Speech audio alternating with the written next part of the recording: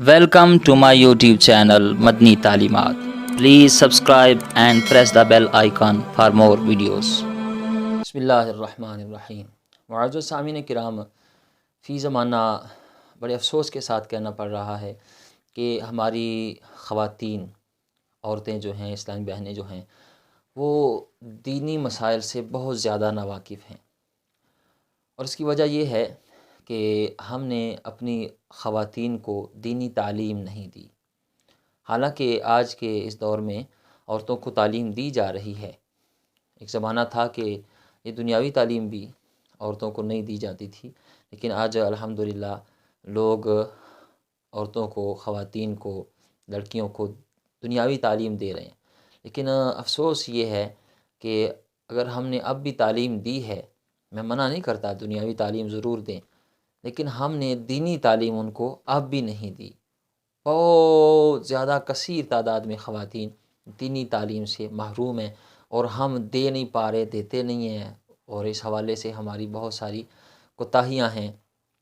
جس کا بہت زیادہ نقصان ہوتا ہے، بہت زیادہ نقصان ہوتا ہے۔ 70 80 سال عمر ہو جاتی ہے عورتوں کی، خواتین کی، اور ان کو دینی مسائل کا، جو اہم بنیادی مسائل ہیں، پاکی ناپاکی کے مسائل ہیں، ان کا نہیں پتہ ہوتا، اور جس کا بہت زیادہ نقصان ہوتا ہے۔ وہ عورتیں ناپاک رہتی ہیں، اصل مسائل کا پتہ نہیں ہے، جس طرح مسئلہ ہوتا ہے اس مسئلے کے تحت وہ چلتی نہیں ہیں، ناواقفیت کی وجہ سے، لا علمی کی وجہ سے، تو بہت زیادہ نقصان ہوتا ہے۔ تو ضرورت اس بات کی ہے کہ ہم اپنی خواتین کو، بیٹیوں کو دینی تعلیم بھی دیں۔ آپ دنیاوی تعلیم ضرور دیں، میں اس سے منع نہیں کرتا، لیکن کم از کم اتنی دینی تعلیم بھی دیں کہ ان کو جو ضروریات ہیں روزانہ کی بنیاد پر، جن مسائل کا سامنا رہتا ہے گھر میں اور دیگر معاملات میں، ان کا تو کم از کم پتہ ہو۔ اتنا تو وہ جانیں کہ وہ پاکی ناپاکی کے مسائل، نماز، روزہ، حج، زکوٰۃ اور دیگر جو مسائل ہیں، جو بنیادی ضروری مسائل ہیں، وہ تو ان کو آنے چاہیے، ان کا تو پتہ ہونا چاہیے۔ کل میری ایک دوست کے ساتھ ملاقات ہوئی، تو مجھے نا بڑا خوش نظر آیا، تو میں نے اس سے پوچھا کہ خیر یہ بڑے خوش نظر آ رہے، تو اس نے بڑی خوشی کے ساتھ کہا کہ قاری صاحب میری نا بیٹی نے آج سورۃ یاسین مکمل زبانی یاد کر لی ہے۔ تو مجھے بھی بڑی خوشی ہوئی، میں نے کہا یہ تو بڑی خوشی کی بات ہے کہ آپ کی بیٹی نے سورۃ یاسین پوری مکمل زبانی، اور پھر کہنے لگا قاری صاحب مجھے اس بات کی زیادہ خوشی ہے کہ میری بیٹی نے سورۃ یاسین اپنے دادا ابو کو سنائی ہے، اور دادا ابو اتنے خوش ہوئے ہیں کہ وہ اسی وقت اٹھے، بازار گئے اور وہاں سے مٹھائی لائے، گھر سارے میں جتنے افراد ہیں ان کو مٹھائی کھلائی خوشی میں، اور ہمسایوں کے گھر بھی ہم نے مٹھائی بھیجی ہے۔ تو میں بڑا خوش ہوں اس وجہ سے۔ تو مجھے کہنے لگا قاری صاحب ایک مجھے مشورہ دیں، کل کا میرا ذہن بنا ہے کہ میں اپنی بیٹی کو اب دینی تعلیم دینا چاہتا ہوں، اس کے ذوق شوق کو دیکھ کر، تو میں اسے کیا حافظ قرآن بناؤں یا عالمہ بناؤں، فاضلہ بناؤں؟ تو آپ کا کیا مشورہ ہے؟ تو میں نے اسے مشورہ دیا، اور یہ مشورہ آپ سب کے لیے بھی ہے۔ میں نے اسے کہا دوست بھائی میری بات سن، حفظ کرنا بڑا فضیلت والا کام ہے، بڑا اجر و ثواب والا کام ہے، اس میں کوئی شک نہیں۔ نبی پاک صلی اللہ علیہ وسلم کی حدیث کا مفہوم ہے کہ ایک بامل حافظ قرآن وہ قیامت کے دن 10 ایسے افراد کی وہ سفارش کرے گا کہ جن پر جہنم واجب ہو چکی ہوگی۔ مفہوم حدیث کا بیان کر رہا ہوں، تو اس میں کوئی دو رائے نہیں، حافظ قرآن کی بڑی فضیلت ہے، بڑا اجر و ثواب ہے، اس کے والدین کو وہ تاج پہنایا جائے گا قیامت کے دن، ہاں جی، تو بڑی شان ہے۔ کہ میں نے اسے کہا یاد رکھ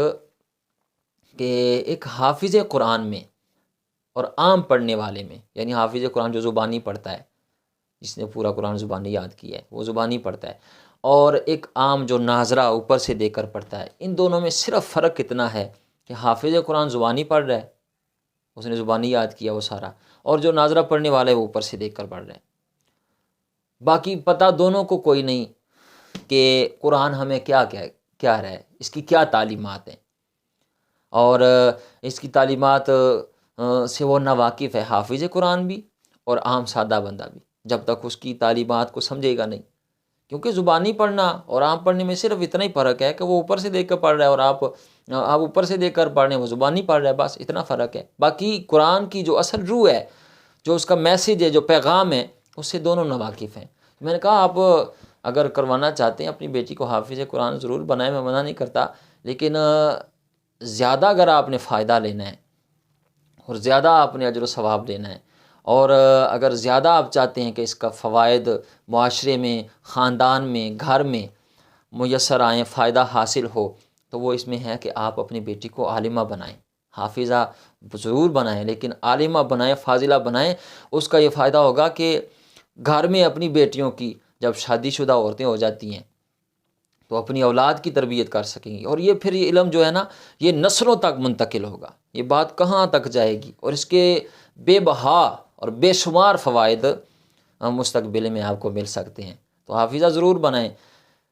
لیکن عالمہ میں کہتا ہوں کہ آپ بنائیں اپنی بیٹی کو، میرا مشورہ آپ کو یہ ہے، اس کا بہت زیادہ فائدہ ہے۔ اور اگر حافظہ بنائیں گے نا تو کئی مرتبہ ایسا بھی ہوتا ہے کہ جب عورتیں جو ہوتی ہیں، لڑکیاں ہوتی ہیں، جب شادی شدہ ہو جاتی ہیں، صاحب اولاد ہو جاتی ہیں، تو پھر وہ قرآن کو یاد نہیں رکھ پاتی،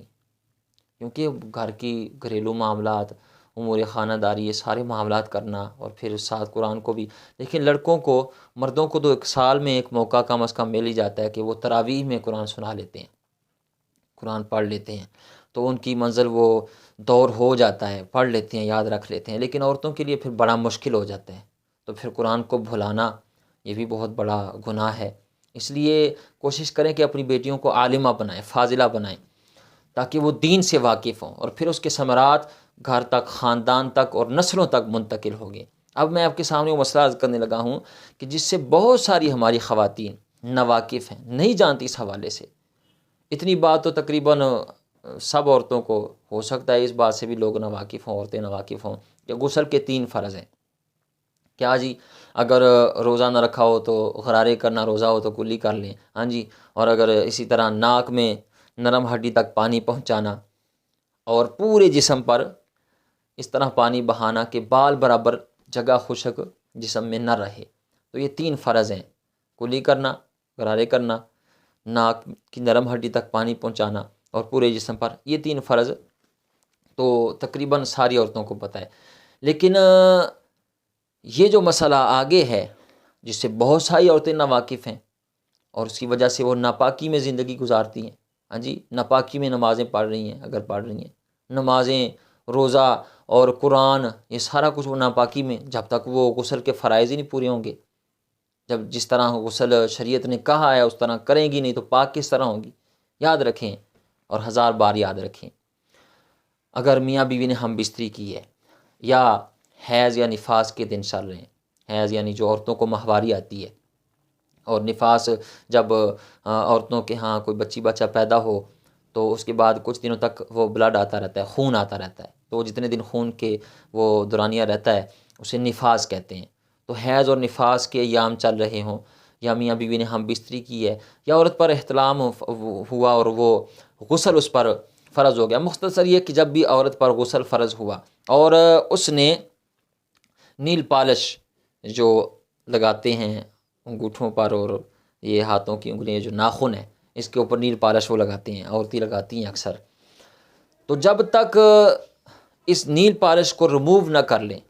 اگر وہ 1000 بار بھی نہا لیں نا، 1000 بار بھی نہا لیں، تو ان کا غسل نہیں اترتا، وہ پاک نہیں ہوتی، فرض ادا نہیں ہوتا۔ اس کی وجہ پتہ کیا ہے؟ یہ جو نیل پالش ہوتا ہے نا، یہ جب ناخن پہ لگاتے ہیں، ناخنوں پر، تو اس کی ایک موٹی تہ بن جاتی ہے، تو وہ نیچے پانی پہنچنے نہیں دیتا، یعنی نیچے جو نیل پالش کی تہ کے نیچے جو ناخن ہے اس پر پانی نہیں پہنچتا۔ اب غسل کا تیسرا فرض ہے کہ پورے جسم پر پانی بہانا کہ بال برابر جگہ بھی خشک نہ رہے، تو یہاں تو پورے ناخن رہ جاتے ہیں، ہاں جی، جن پر پانی نہیں بہتا، تو وہ کیسے پاک ہوں گی؟ وہ کیسے تیسرا فرض مکمل ہوگا؟ جب تیسرا فرض ہی نہیں ادا ہوگا تو پھر وہ ناپاک رہیں گی۔ تو اس لیے ہمیں دینی تعلیم اپنی بیٹیوں کو، اپنی خواتین کو دینی چاہیے، اور میری آپ سے ریکویسٹ ہے اس ویڈیو کو ضرور اپنے دیگر احباب تک بھی پہنچائیں تاکہ وہ اس سے استفادہ حاصل کر سکیں۔ امید ہے آپ کو ویڈیو اچھی لگی ہوگی، ویڈیو اچھی لگی ہو تو چینل کو ضرور سبسکرائب کر دیجیے گا۔ اللہ تعالی ہمیں دین کی صحیح معنوں میں سمجھ بوجھ عطا فرمائے۔